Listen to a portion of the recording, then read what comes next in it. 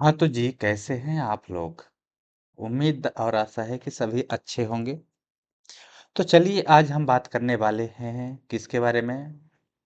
Definition and scope of anatomy and physiology. ठीक है? तो आज की वीडियो में हम लोग जानेंगे कि एनाटॉमी है क्या? ठीक है? इसकी फिजियोलॉजी कैसे काम करती है? इसका वर्क कैसे होता है? काम कैसे है, किस तरह से वर्क किया जाता है इसमें। तो देखिए, anatomy and physiology help us understanding the structure and function of the human body. यानी एनाटॉमी में हम स्ट्रक्चर देखते हैं, ठीक है, ह्यूमन बॉडी का, और साथ में जो फिजियोलॉजी होता है उसका फंक्शन देखते हैं उस स्ट्रक्चर का। सपोज दैट हम बात करेंगे कि यहाँ पे एनाटॉमी है, ठीक है, यहाँ पे फिजियोलॉजी है। एनाटॉमी आप देख रहे हैं स्ट्रक्चर, जैसे यहाँ पे दिख रहा है ए वाले पार्ट इसको हम बोलते हैं लंग्स। ये वाला पार्ट जो हार्ट बोला जाता है इसे लीवर बोलते हैं, ठीक है। अब ये क्या है? एनाटॉमी है। एनाटॉमी में हम उसका स्ट्रक्चर देखते हैं। एनाटॉमी में याद रखना है कि क्या होता है? स्ट्रक्चर होता है। लेकिन हम बात करते हैं फिजियोलॉजी में, तो इन स्ट्रक्चर का फंक्शन क्या है? इन स्ट्रक्चर का फंक्शन क्या है? फंक्शन मीन्स कार्य क्या है इनका, ये काम क्या करती हैं, ठीक है, हमारे बॉडी में।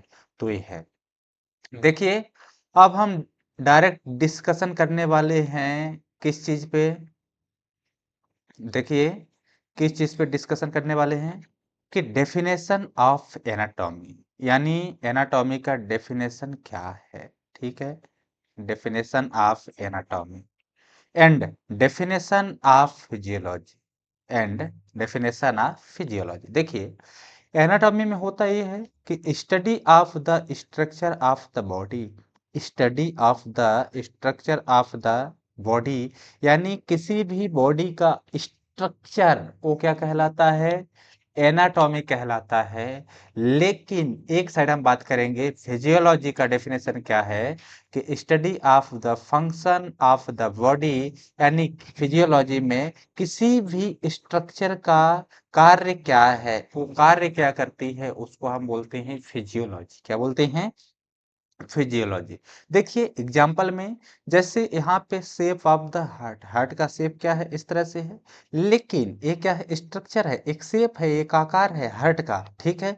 ये हार्ट का क्या है? शेप है और आकार है। लेकिन दूसरी साइड इस हार्ट की हम कार्य देखेंगे, फंक्शन देखेंगे, तो हार्ट का काम क्या होता है?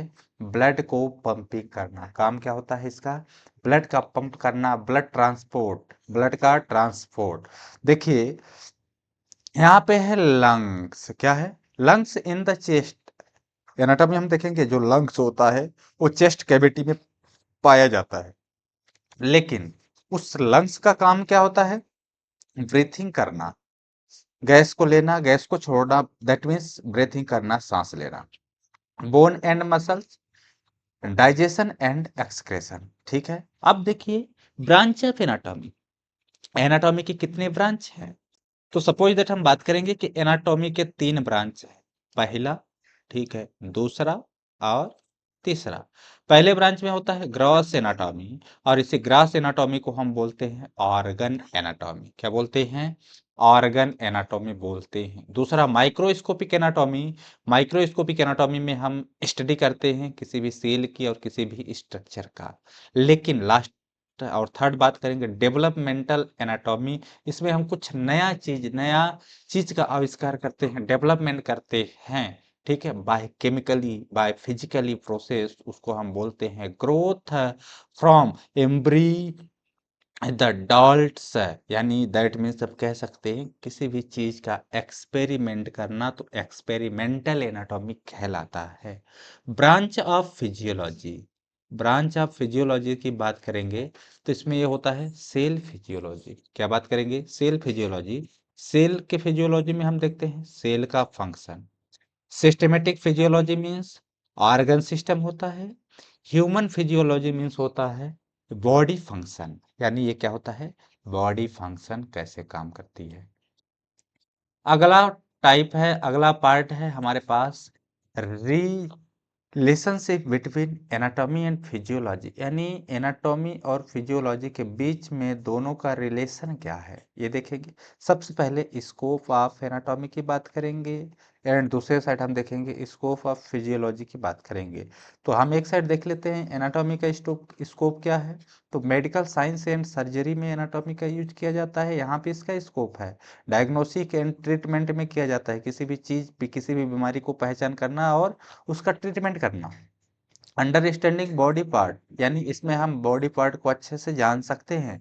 इंजरी एंड मूवमेंट, ठीक है, ये हमारे क्या है, स्कोप है एनाटॉमी के। लेकिन स्कोप ऑफ फिजियोलॉजी क्या है, नॉर्मल बॉडी फंक्शन, हमारा बॉडी फंक्शन नॉर्मल है कि नहीं है।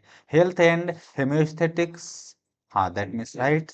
डिसीज एंड डिसऑर्डर, किसी भी डिसीज की पहचान करना, डिसऑर्डर का पहचान करना, ये क्या कहलाती है, फिजियोलॉजी, बॉडी में कवच करती हैं। लेकिन एक साइड हम देखेंगे कि एनाटॉमी में हम उसको करेक्ट करते हैं।